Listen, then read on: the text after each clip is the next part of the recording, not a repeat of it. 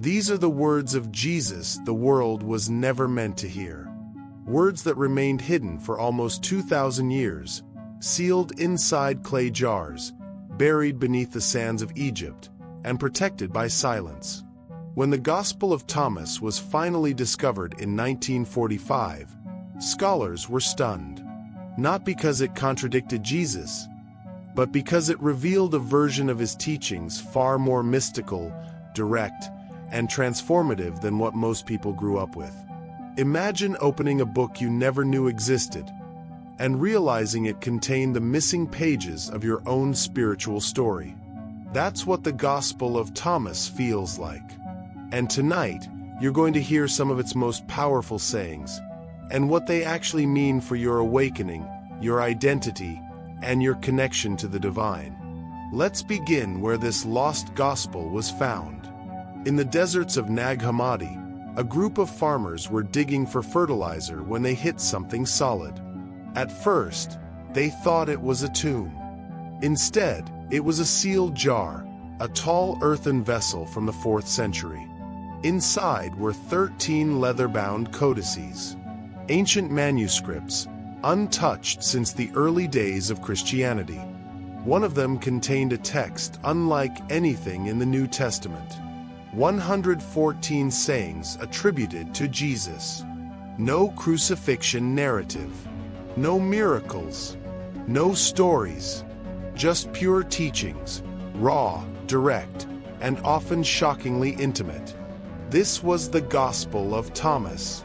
While the 4 canonical Gospels focused on Jesus the man, the Gospel of Thomas focuses on Jesus the mystic, Jesus the awakener, Jesus the teacher who spoke to the depth of human consciousness. And maybe that's why it was suppressed. Let's start with its opening line. It says, "Whoever finds the meaning of these words will not taste death. Not whoever follows a religion.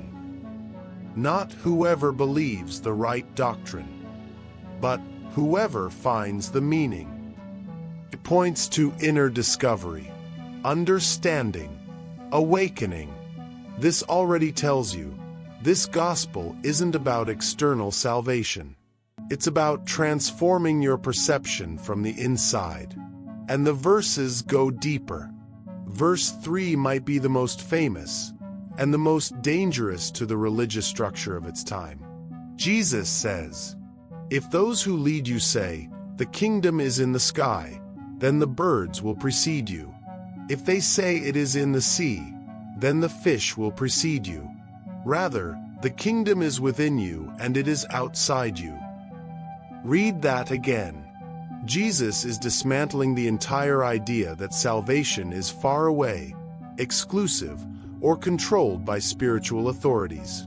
He says the kingdom, the divine reality, is already inside you, in your awareness, your consciousness, the way you see the world. And if you've watched this channel before, you know, hidden teachings always point inward. But here's the twist that most people miss. When Jesus says, "The kingdom is within you and outside you," he's describing a unified perception. A consciousness where you no longer feel separated from God, from others, or from life itself. This wasn't heresy. This was enlightenment. And the more you read the Gospel of Thomas, the more you see it. There's a saying where Jesus says, "When you know yourselves, then you will be known, and you will realize that you are the children of the living Father. But if you do not know yourselves, then you dwell in poverty, and you are that poverty." That's one of the boldest things Jesus ever said. He's not talking about financial poverty. He's talking about spiritual amnesia, the poverty of forgetting who you are. Imagine living your whole life believing you're small, separate, unworthy, sinful, when the truth is that you're made of the same divine essence Jesus was trying to awaken in everyone he met. That's what this gospel keeps pushing. Know yourself, not the self created by fear, guilt, or conditioning. The deeper self, the eternal one. And that brings us to one of the most mysterious sayings in the entire text. Verse 70. Jesus says, "If you bring forth what is within you, what you bring forth will save you. If you do not bring forth what is within you, what you do not bring forth will destroy you." It's one of those lines that hits like a whisper and a thunderstorm at the same time, because you know exactly what it means.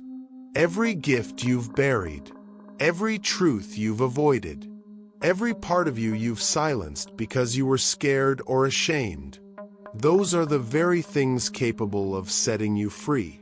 Your voice, your light, your authentic self, but kept inside, unexpressed, unacknowledged, they become the source of your turmoil. Jesus isn't warning you, he's reminding you. Now, you may be wondering, why weren't these teachings included in the Bible? The short answer: they freed people too much. The early church needed structure, hierarchy, authority. It needed clear boundaries between clergy and lay people, between saved and not saved. But the Gospel of Thomas leaves no room for spiritual gatekeepers. It says the kingdom is already here, already within you, already accessible. No intermediaries needed. And that might be the real reason it disappeared for 1,600 years. One of the most profound sayings in the whole text is this one: when you make the two one, and when you make the inside like the outside, and the outside like the inside, then you will enter the kingdom. This is Jesus teaching non-duality. He's talking about unifying what feels divided: your thoughts and your actions, your body and your spirit, your human side and your divine side. He's saying, when nothing in you is fragmented anymore, you awaken. This isn't behavior modification. This is consciousness transformation. And if you listen closely, you can hear echoes of his New Testament message. The eye is the lamp of the body. The kingdom is at hand. You are the light of the world. But in Thomas, the message is even more direct, more intimate, more empowering. Now let's compare this with traditional salvation doctrine for a moment. Most people were taught that salvation is something that happens after death, a reward for belief, behavior, or belonging to the right group. But in the Gospel of Thomas, salvation is not a reward and not a location. It's awakening. Awakening to your divine nature. Awakening out of the illusion of separation. It's not future. It's now. Not external. Internal. Not given to you. Realized by you. And this changes everything. Because if the kingdom is within you, then the spiritual journey isn't a climb upward. It's a journey inward. One of my favorite verses is where the disciples ask Jesus, "When will the kingdom come?" He answers, "It will not come by waiting for it." They will not say, "Look here," or "Look there." Rather, the kingdom of the Father is spread out upon the earth, and people do not see it. That line alone is enough to rewrite your entire spiritual life. The kingdom is already spread out, meaning the divine is already present in your everyday world, in the conversations you have, in the decisions you make, in the way you love, perceive, and pay attention. It's not hidden. We're just not awake enough to recognize it. The Gospel of Thomas is not trying to replace Christianity.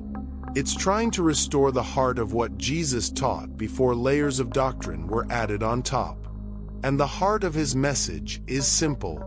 Awaken. Know yourself. Return to your source. Recognize the divine within you and all around you. Near the end of the Gospel, Jesus says, "Blessed is the one who came into being before coming into being." What does that mean? It means your deepest identity didn't begin with your birth. Your essence is older than your body. Your awareness comes from a dimension beyond time. You are not here to earn divinity. You're here to remember it. And once you see that, the rest of the sayings fall into place. They're not riddles. They're mirrors, reflecting the truth you've known but forgotten. So if there's one thing you take from the Gospel of Thomas, let it be this. Jesus didn't come to create followers. He came to awaken equals. And maybe this is why the text was hidden for so long. Because a person who realizes their inner kingdom cannot be controlled by fear. A person who knows themselves cannot be manipulated by guilt. A person who awakens becomes free.